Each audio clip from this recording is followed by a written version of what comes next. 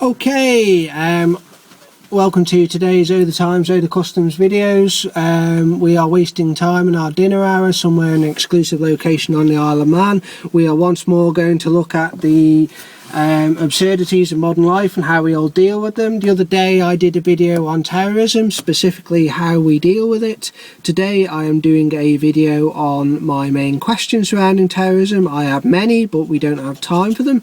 I think this question somewhat explores terrorism quite well. This being, and the question is, why is it that we are all conditioned to believe that terrorism is a modern 21st century phenomenon when even people with full-blown dementia should be able to realise that, as a local example, Britain was paralysed in the 70s, 80s and 90s by the good old lads from the RA.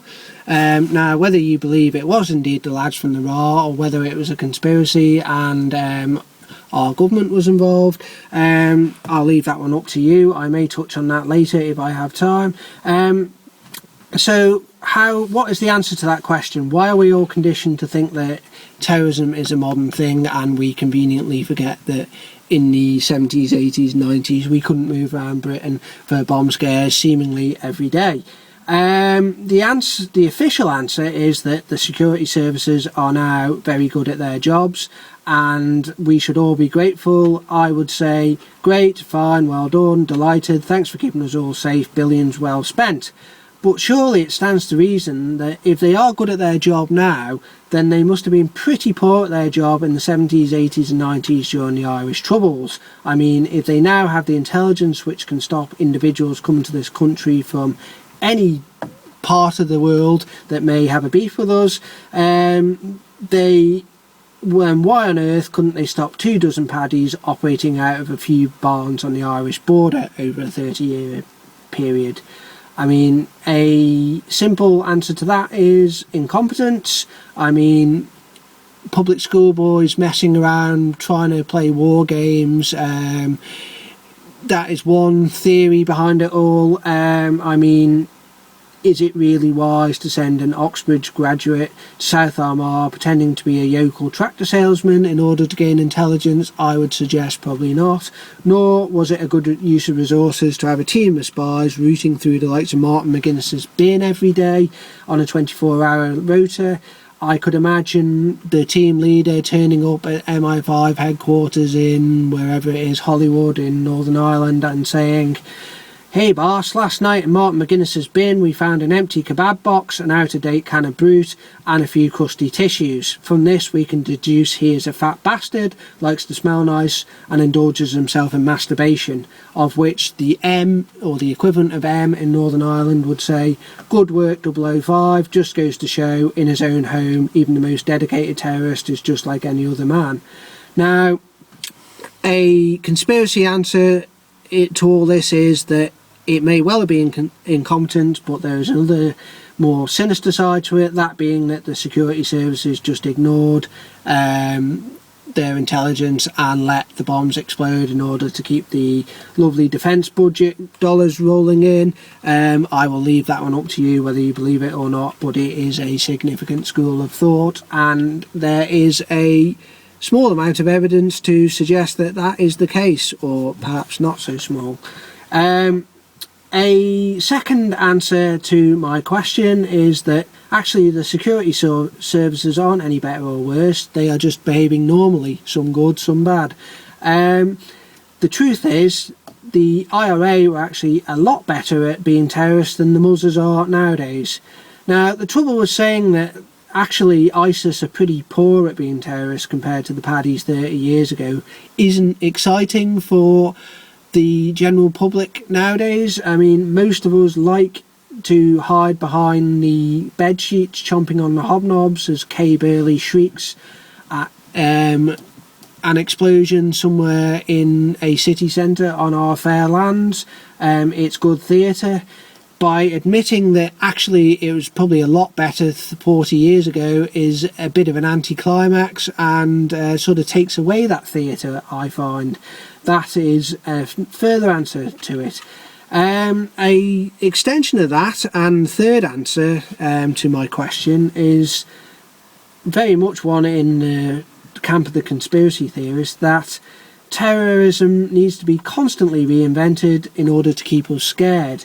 By keeping us scared, no one questions the trillions of pounds coming out of the defence budget, the second largest segment of the British budget, I am led to believe, and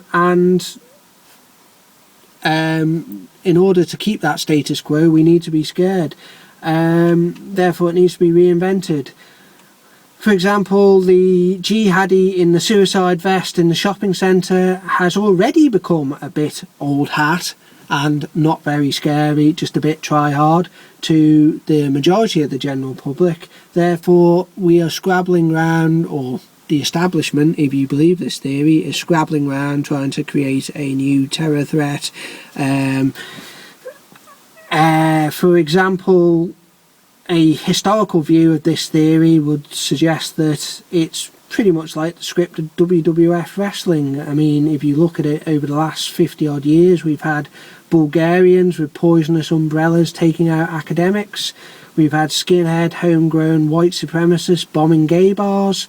We've had shady Ruskies lurking around in the shadows. We've had a few sweaty Libyans shooting coppers. Much like Andre the Giant in WWF wrestling, taking that analogy, they were scary when they first came on the scene, but we look back a bit now and cringe a bit. It's all a bit of a laughing stock. They weren't really that scary, were they? Therefore, it was the mix who carried the terrorism mantle for 30 years. But even then, after 30 years of Irishmen with pretty poor fashion sense, pretty poor moustaches and hairstyles, bombing the odd restaurant frequented by the odd squaddie, it worn pretty thin too. Yes, there is the odd flurry and whatever guise the IRA is at the moment, but it's not really that scary, is it? Let's be honest. It's a bit like The Undertaker coming back to wrestling every few years. Bit of a fan's favourite, will always be in our thoughts because of his glorious past, but ultimately a bit very underwhelming when it happens. Therefore, the establishment created a super scary terrorist threat to keep us all scared. They were Islamist, and Islamists are different to us. Therefore, by human nature, difference is scary, as we all know. They had beards, they chopped people's heads off, and they sent their kids to be suicide bombers. Pretty scary, eh? But after a few years, we realised they weren't actually that scary at all either. They were, of course, Al-Qaeda, and they did very little in the way of terrorising anyone other than releasing grainy footage of Osama bin Laden paddling around in a mountain stream every couple of months. However, the Islamic element had grabbed our attention. They were a novelty, a totally different culture to us, so therefore a Muslim super-terrorist force was created out of the ashes of Al-Qaeda, ISIS. They would actually burn people alive and drive trucks into crowds at markets. This was the most depraved behaviour to date, and we were friggin' terrified for a year or two. But it's 2019 now, and their halo has well and truly slipped, hasn't it? It's the same old story. People just aren't really that scared by them. So therefore it's a matter of time before the unimaginably bad ISIS 2 are released to win back our terror. Therefore, with that in mind, I personally think that much of what's happening at the moment isn't really terrorism at all. It's just the odd nutter behaving like a nutter and dressed up as the establishment as terrorism. For example, not even nutters, a chef in a curry house in Brick Lane farting because he had to put too many chilies in the curry last night is now effectively being seen as terrorism by the Met. Obviously it's not. It's one up from the school prankster setting off a stink bomb on the school bus. Much of it, it was known as, not so long ago, as a bit of old school scheming. Therefore, it all ties into the conspiracy theory that we need to be constantly scared to keep the military budgets updated. That's my view on the question. Therefore, a general overview on terrorism is, as I said in the last video, we all need a definitive answer. Now, it seems to me that the truth is there is none. It's actually a grey area. We all like to know who the goodies, the baddies, and what their beef is with us, etc., etc. Now, as I've just stated, the truth is probably somewhere in the middle. However, even the most intelligent of people cannot bring themselves to say this. They need to have the black-white answer, and therefore there is only two real positions you can take in the modern world on terrorism. You are either a naysaying conspiracist whose duty it is to yell false flag, military budgets, training drill every time a bomb goes off. You then have to look down on the people as sheeple, ignorant to what is really going on, whilst you have an informed opinion and continue to tie yourself in knots as you share it with the public, completely contradicting yourself. The other side are just as bad. They cannot accept any truth other than what comes out of Kay Burley's rating obsessed gob. The truth is gospel, whatever is said on Sky News. There is no way they can accept any different to what is said there. Otherwise, it would mean them having to reassimilate their cushy worldview, and anyone who suggests otherwise is a dangerous heretical traitor.